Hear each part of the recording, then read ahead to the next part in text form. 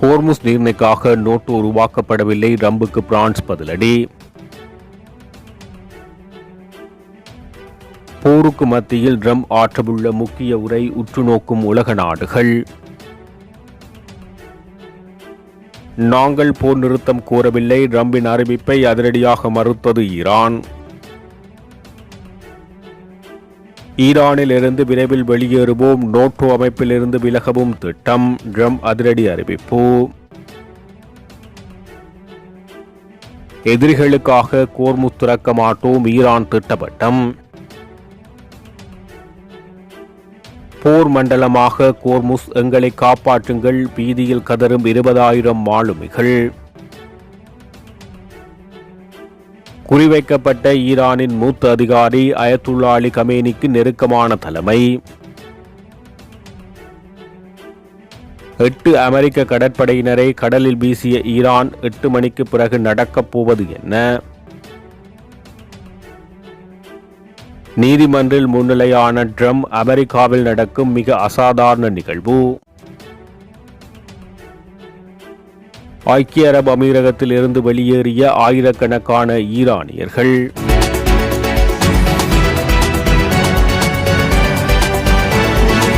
Iran போர் குறித்த பாரிஸின் நிலைப்பாட்டுக்கு America விமர்சனம் தெரிவித்ததை தொடர்ந்து ஹோர்முஸ் ஜலசந்தி நடவடிக்கைகளுக்காக நோட்டு உருவாக்கப்படவில்லை என பிரான்சின் துணை பாதுகாப்பு அமைச்சர் புதன்கிழமை தெரிவித்தார்.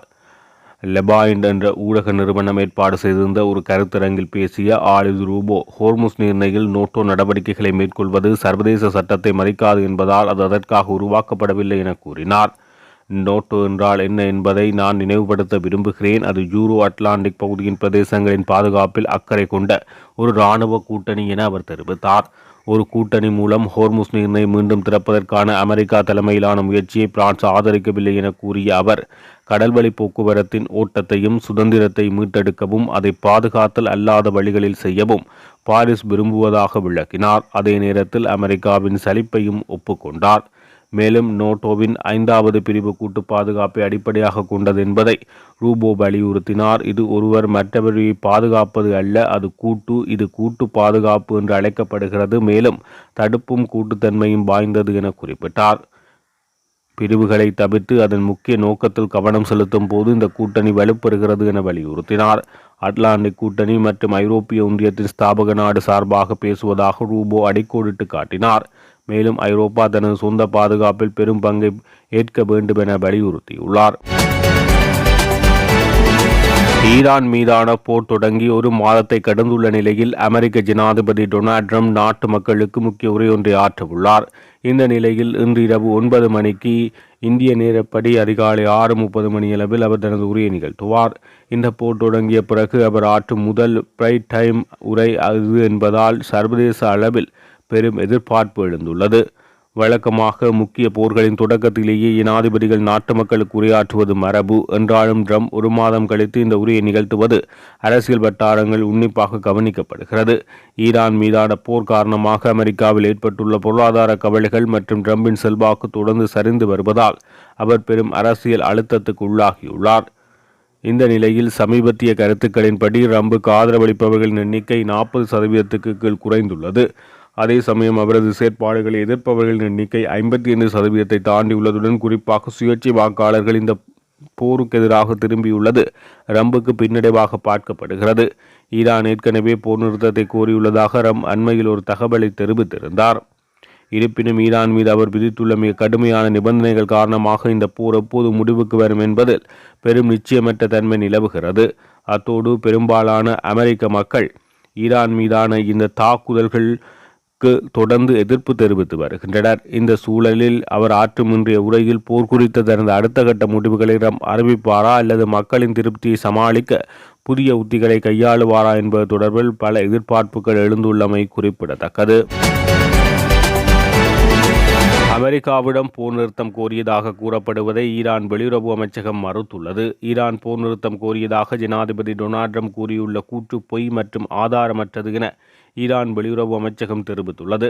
இந்த கருத்துக்களை வெளியுறவு அமைச்சகத்தின் செய்தி தொடர்பாளர் இஸ்மாயில் பகாய் கூறியதாக ஈரான் அரசு தொலைக்காட்சி செய்தி வெளியிட்டுள்ளது.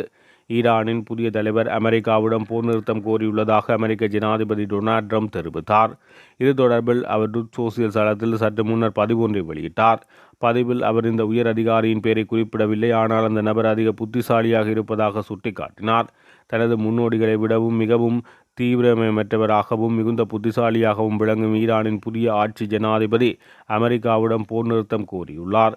ஹோர்முஸ் நீரினை திறந்த தடையற்ற மற்றும் தெளிவான நிலையில் இருக்கும் போது நாங்கள் பரிசீலிப்போம். அதுவரை நாங்கள் ஈரானை முற்றிலுமாக அழிப்போம் அல்லது அவர்களை சொல்வது போல் கற்காலத்துக்கு திருப்பி அனுப்புவோம் என பதிவிட்டுள்ளார். ஈரானுடனான போரில் அமெரிக்கா தனது இலக்குகளை எட்டிவிட்டதாகவும் விரைவில் அந்த நாட்டில் அமெரிக்க படைகள் வெளியேறும் என ஜனாதிபதி டொனால்ட் ட்ரம்ப் நேற்றைய தினம் ராய்ட்டர்ஸ் செய்தி நிறுவனத்திடம் தெரிவித்தார். நாடு தழுவிய உரையை நிகழ்த்துவதற்கு சில மணி நேரங்களுக்கு முன்னதாக பேசிய அவர், ஈரானில் இனி அணு ஆயுதங்களை தயாரிக்க முடியாது என்ற நிலையை அமெரிக்காவின் இராணுவ நடவடிக்கைகள் உறுதி செய்துள்ளன. எனவே நாங்கள் மிக விரைவாக அங்கிருந்து வெளியேறுவோம். தேவைப்பட்டால் குறிப்பிட்ட இலக்குகளை மட்டும் தாக்கும் ஸ்பாட் கிட்ஸ் நடவடிக்கைகள் மீண்டும் வருவோம் என தெரிவித்தார். அதே நேரத்தில் ஈரானின் அமெரிக்காவின் நோக்கங்களுக்கு போதுமான ஆதரவை வழங்காத நேட்டோ கூட்டணி நாடுகளின் மீது தனது அதிருப்தியை ட்ரம்ப் வெளிப்படுத்தினார். நேட்டோ நாடுகள் ஒத்துழைப்பின்மை எனக்கு மிகுந்த வெறுப்பை அளிக்கிறது என கூறிய அவர், அமெரிக்காவை அந்த அமைப்பிலிருந்து முற்றிலுமாக வெளியேற்றுவது குறித்து நிச்சயமாக ஆலோசித்து வருவதாக அவர் தெரிவித்தார். ஈரானின் அணு ஆயுதத்திறனை அமெரிக்கா முடக்கிவிட்டதாக கூறிய ட்ரம்ப் படைகளை திரும்ப பெறுவதற்கான துல்லியமான காலக்கெடுவை அறிவிக்கவில்லை என்றாலும் அது மிக விரைவில் நடக்கும் என உறுதியளித்துள்ளார். ட்ரம்பின் இந்த அறிவிப்பு சர்வதேச அரசியலில் பரபரப்பை ஏற்படுத்தியுள்ளது. குறிப்பாக ஐரோப்பிய பாதுகாப்பில் முக்கிய பங்கு வகிக்கும் நேட்டோ அமைப்பிலிருந்து அமெரிக்கா விலகினால் அது உலகளாவிய பாதுகாப்பு சமநிலையை சீர்குலைக்கும் என பாதுகாப்பு ஆய்வாளர்கள் கவலை தெரிவித்துள்ளனர். ஹோர்முஸ் நீரிணை தமது தேசத்தின் எதிரிகளுக்காக ஒருபோதும் திறந்துவிடப்படாது என ஈரானின் புரட்சிகர பாதுகாப்பு படை அறிவித்துள்ளது.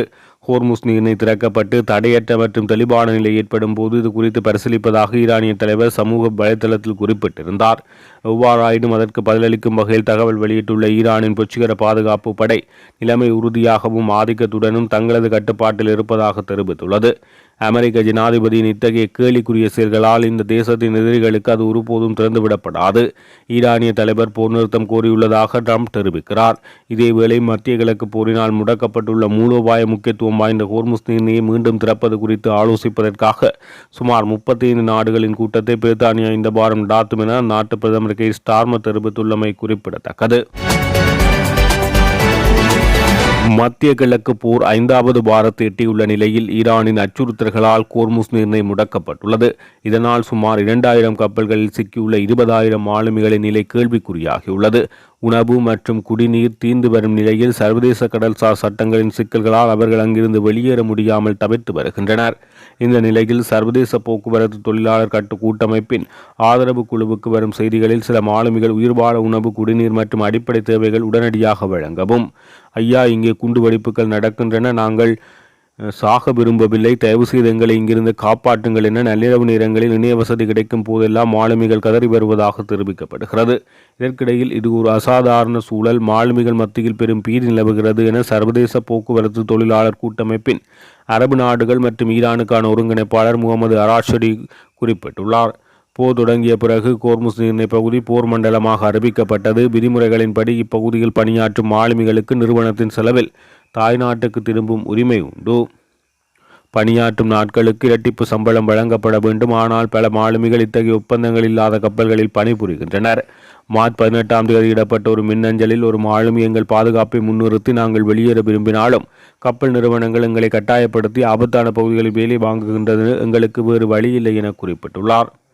ITF குழுவுக்கு வரும் மின்னஞ்சல்களில் 50% சம்பளம் தொடர்பானவை. பலர் உயிருக்கு ஆபத்து என்று தெரிவித்து வறுமை காரணமாக கப்பலை விட்டு வெளியேற மறுக்கின்றனர் என தகவல்கள் தெரிவிக்கின்றன. ஒரு நாளைக்கு $16 சம்பளத்துக்கு பணி செய்யும் மாலுமிகள் போர் மண்டல விதிமுறைகளின்படி அது $32 உயருமா என்ற இயக்கத்துடன் கேட்பதாக ITF குழு தெரிவிக்கிறது. நவீன கப்பல் போக்குவரத்து துறை மிகவும் சிக்கலானது. ஒரு கப்பல் ஒரு நாட்டில் உரிமையாளரை கொண்டிருக்கலாம், மற்றொரு நாட்டில் பதிவு செய்யப்பட்டிருக்கலாம், மூன்றாவது நாட்டினால் நிர்வகிக்கப்படலாம். சாதாரண காலத்தில் இது வணிகத்துக்கு எளிதாக இருந்தாலும் போர் என்ற நெருக்கடி நேரங்களில் மாலுமிகளின் பாதுகாப்புக்கு யார் பொறுப்பு என்ற குழப்பத்தை ஏற்படுத்துகிறது. இது நிர்வாக சிக்கல் காரணமாகவே ஆயிரக்கணக்கானோர் நடுக்கடலில் தவிர்த்து வருகின்ற நிலையில் போர் தொடங்கியதிலிருந்து இதுவரை 19 கப்பல் சார் விபத்துகள் உறுதி செய்யப்பட்டுள்ளன. 10 மாலுமிகள் உயிரிழந்துள்ளனர். உலகில் 1/5 பங்கு எண்ணெய் மற்றும் எரிவாயு விநியோகம் தடைப்பட்டுள்ளதால் இந்தியா மற்றும் சீனா போன்ற ஆசிய சந்தைகளில் எரிசக்தி பாதுகாப்பு குறித்த கவலை எழுந்துள்ளது. ஈரான் அரசியலமைப்பில் சீர்திருத்தவாதியாக கருதப்படும் மூத்த அதிகாரி கமால் கராசி டெஹ்ரானில் நடைபெற்ற வான்வெளி தாக்குதலில் கடுமையாக காயமடைந்துள்ளார். ஈரானிய ஊடகங்கள் இதனை தெரிவித்துள்ளது. அவரது மனைவி இந்த தாக்குதலில் உயிரிழந்ததாக கூறப்படுகிறது. முன்னாள் வெளியுறவு அமைச்சராக பணியாற்றிய கராசி முன்னாள் உச்ச தலைவர் அயத்துல்லா அலி கமேனியின் ஆலோசகராகவும் இருந்துள்ளார். போரின் தொடக்க மணித்துளிகளிலேயே கமேனி கொல்லப்பட்டதாக தகவல்கள் வெளியாகியுள்ளது. இந்த நிலையில் அமெரிக்க ஜனாதிபதி டொனால்ட் ட்ரம்ப் தற்போதைய ஈரான் தலைமையை மிகவும் நியாயமானது என தொடர்ந்து விவரித்து வருகிறார். இந்த தாக்குதல் தொடர்பான தகவல்கள் குறிப்பாக சீர்திருத்தவாதி என கருதப்படும் கராசி குறிவைக்கப்பட்டதன் பின்னணி குறித்து கேள்விகள் எழுப்பப்படுகின்றன. 10க்கும் மேற்பட்ட அமெரிக்க கடற்படையினர் தாங்கள் கடலில் வீசியுள்ளதாக ஈரான் தெரிவித்துள்ளது. கடுமையான தாக்குதல் ஒன்றை நடத்தியுள்ளோம் என அமெரிக்க தரப்பு குறிப்பிட்டுள்ளது. இந்த நிலையில் அமெரிக்காவின் 18 அதிமுக்கிய நிறுவனங்கள் மத்திய கிழக்கு தகர்க்கப்படும் என ஈரானிடமிருந்து அதிமுக்கிய எச்சரிக்கை ஒன்று வெளியாகியுள்ளது. 18 அதிமுக்கிய நிறுவனங்களை அவர்கள் பட்டியலிட்டுள்ளார்கள். டெஹ்ரான் நேரப்படி 8 மணிக்கு முன்னர் ஈரானில் நடக்கும் ஒவ்வொரு படுகொலைக்கும் ஈடாக இந்த நிறுவனங்கள் தொடர்புடைய பிரிவுகளை முழுமையாக அழிக்கப்படும் என தெரிவிக்கப்பட்டுள்ளது. அமெரிக்க உயர்நீதிமன்றத்தில் சற்று முன்னர் அந்நாட்டு ஜனாதிபதி டொனால்ட் ட்ரம்ப் முன்னிலையாகியுள்ளார். அமெரிக்காவில் சட்டவிரோதமாகவே அல்லது தற்காலிகமாகவோ வசிக்கும் பெற்றோருக்கு பிறக்கும் குழந்தைகள் அமெரிக்க குடிமக்கள் அல்ல என அறிவிக்கும் பிறப்புரிமை குடியுரிமை குறித்த ட்ரம்பின் நிர்வாக உத்தரவு தொடர்பிலான வழக்குக்காக அவர் இவ்வாறு நீதிமன்றம் சென்றுள்ளார். இந்த தவணையின் மிக முக்கியமான தகவல்களில் ஒன்றாகும். அமெரிக்க வரலாற்றில் இது ஒரு அசாதாரண நிகழ்வாக பார்க்கப்படுவதாக நிபுணர்கள் தெரிவிக்கின்றனர். இந்த நிலையில் அமெரிக்காவின் மிக உயர்மட்ட நபர்களுடன் இந்த நீதிமன்ற அமர்வு கூடியுள்ள நிலையில் வழக்கு தொடர்பான வாதங்கள் தற்போது ஆரம்பமாகியுள்ளதாக தகவல்கள் வெளியாகியுள்ளன. ஈரான் மீதான போர் தொடங்கியதிலிருந்து இதுவரை சுமார் 1262 ஈரானிய பிரஜைகள் ஐக்கிய அரபு அமீரகத்திலிருந்து தங்களது தாய் நாட்டுக்கு திரும்பியுள்ளதாக தெரிவிக்கப்படுகிறது. குறித்த விடயத்தை துபாயில் உள்ள ஈரானிய தூதரகம் தெரிவித்துள்ளது. இந்த நிலையில் இரு நாடுகளுக்கும் இடையே நேரடி போக்குவரத்து சேவைகள் நிறுத்தப்பட்டுள்ளதால் இவர்கள் ஆப்கானிஸ்தான் மற்றும் ஆர்மியா வழியாக நீண்ட பயணத்தை மேற்கொண்டு தாயகம் சென்றுள்ளனர். இதற்கிடையில் ஈரானிய கடவுச்சீட்டு வைத்திருப்பவர்கள் இனி துபாய் சர்வதேச விமான நிலையத்தை போக்குவரத்து மையமாகவோ அல்லது அங்கிருந்து பயணங்களை மேற்கொள்ளவோ அனுமதி இல்லை என அறிவிக்கப்பட்டுள்ளது. இந்த தடையானது முறையான ஐக்கிய அரபு அமீரக குடியிருப்பு அனுமதி அல்லது சுற்றுலா விசா வைத்திருப்பவர்களுக்கு பொருந்தும் என ஈரானிய தொழிலாளர் செய்தி நிறுவனம் தெரிவித்துள்ளது. அத்தோடு தற்போது அமீரகத்துக்கு வெளியே இருக்கும் ஈரானிய குடியிருப்பாளர்கள் மீண்டும் அங்கு திரும்புவதற்கு தற்காலிக தடை விதிக்கப்பட்டுள்ளதால் ஆயிரக்கணக்கான ஈரானிய பிரஜைகள் பெரும் பாதிப்புக்கு உள்ளாகியுள்ளனர். மிக குறைந்த அளவிலான விலக்குகள் மட்டுமே முன் அனுமதியுடன் வழங்கப்பட்டு வருகின்றமை குறிப்பிடத்தக்கது.